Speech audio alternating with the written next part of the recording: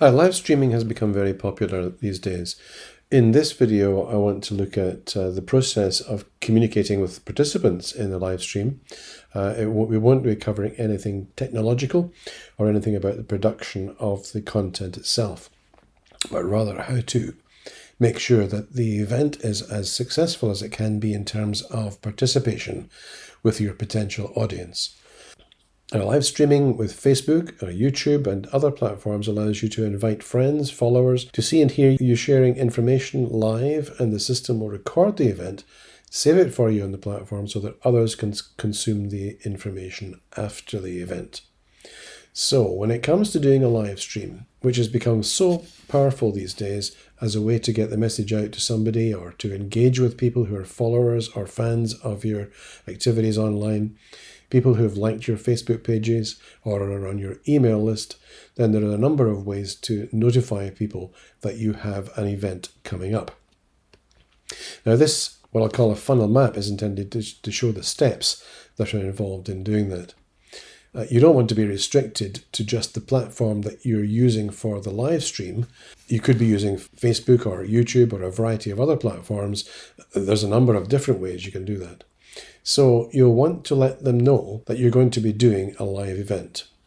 And today, as well as email, we have social media platforms such as LinkedIn or Facebook or Messenger, or lots of different other ways of communicating with people who may be interested in what we're doing.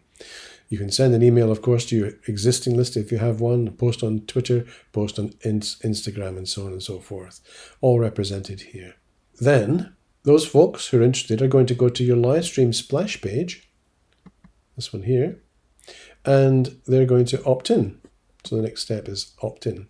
So we're going to send them here because we want them to register for the live event so that we can communicate with them.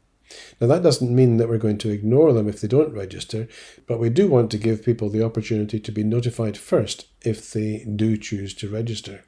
So when they come over to the splash page, what they do is opt in. And when they've opted in, we have an email list of people that we know are interested in the live stream event. Of course, this can be separate from your existing email list, and you may want to ask their permission to add them to your general list after they've opted in. But what you're certainly going to do is to send a confirmation email once they have opted in, letting them know this is when the live event is going to happen, and here's how to get access to it, so they can put it in their diary.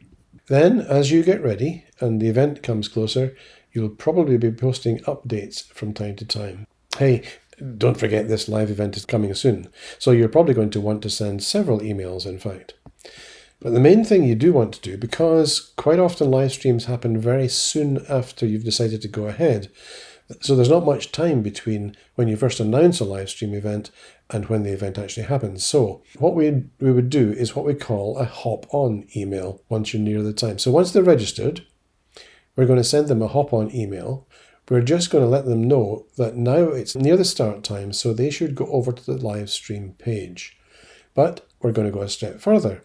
There's a range of social media, again, that we used at the start that we can use again here to send out a reminder to those who may be interested and may not have registered. You want to go and post a notice in all these places out there that you have access to. Any of the places you have access that is a relevant context for your followers or fans, friends, contacts, etc. People who have liked your Facebook page or any other social media content. This can be as wide or as broad as you want it to be. You get the idea. Then, of course, we run the actual event. Once that's done, oh, by the way, there's a thing about a live stream event on Facebook. Facebook will ping people who've said they're interested in an event, so they'll be reminded that way as well. Now, the great thing is that most of these platforms will, after the live stream is over, create a video recording of the event and post it to your page for you. Or maybe it posts to your profile. So what can you do with that? Well, remember all these people who have registered for the event. Some of them may not have been able to attend the live stream after all. So what we can do is to send them an email. It won't be the hop-on email, but effectively it will invite them to come back to the live stream page and watch the event at a later time.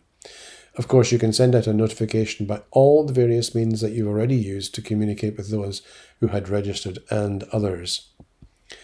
Usually the recording will then stay there as a video content for as long as you wish, until you take it down or until the platform reaches its expiry limit, if it has one. For example, if it's a time-sensitive event, some form of promotion, then you might not want to leave it up for very long. But many other purposes, this can be long-term, fairly permanent content.